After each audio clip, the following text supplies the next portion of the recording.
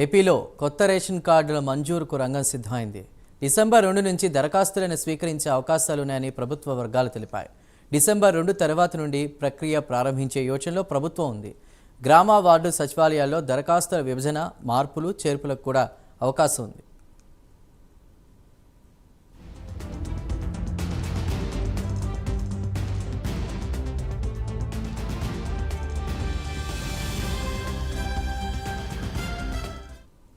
ఇక సంక్రాంతిలోపు అర్హుల గుర్తింపుకు ప్రయత్నాలు చేస్తున్నారు. నేడో రేపో కొత్త రేషన్ కార్డుల మంజూరు ప్రక్రియకు సంబంధించి విధి విధానాలు ప్రకటించే అవకాశాలున్నాయి. ఇప్పటికే కొత్త రేషన్ కార్డుల మంజూరు కోసం చర్యలు తీసుకుంటున్నట్లు మంత్రి నాదెండ్ల గతంలోనే ప్రకటించారు. కార్డు కలర్, కార్డుపై ముద్రించే చిహ్నాలను ఫైనల్ చేసే పనిలో ఉన్నట్లు మంత్రి మనోహర్ గతంలోనే చెప్పారు.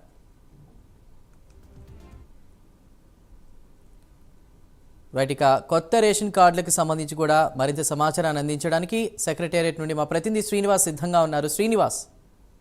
ఎస్ చందు, ఆంధ్రప్రదేశ్ రాష్ట్రంలో కొత్త రేషన్ కార్డులు ఇచ్చేందుకు కూడా కూటమి సర్కారు సన్నద్ధమవుతుందని చెప్పి సమాచారము.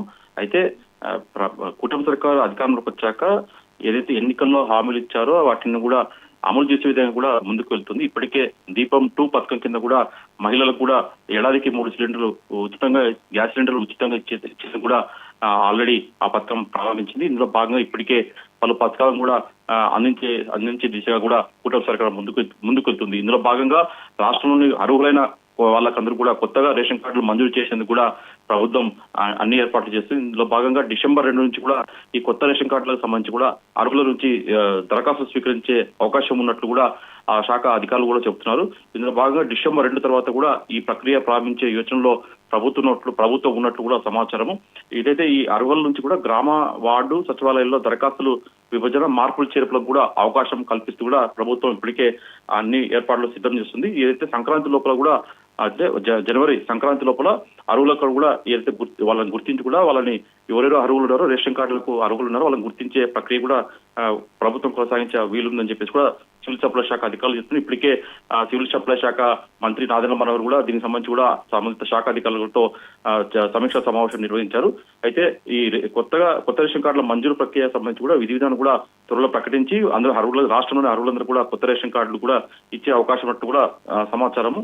ఇప్పటికే ఈ కార్డులకు సంబంధించి కూడా మొత్తం కూడా ఏదైతే కార్డు కలర్ కానీ, కార్డుపై ముద్రించే చిహ్నాలు కానీ ఇప్పటికే తుది దశకు తీసుకున్నట్టు కూడా ఆ సంబంధిత శాఖ అధికారులు చెప్తున్నారు. మొత్తం మీద చూసుకుంటే మటుకు రాష్ట్రంలో త్వరలో మటుకు అర్హులందరూ కూడా కొత్త రేషన్ కార్డు ఇచ్చేందుకు కూడా కూటమి సర్కారు చర్యలు ప్రారంభించింది. Chandu. Right Srinivas, thank you.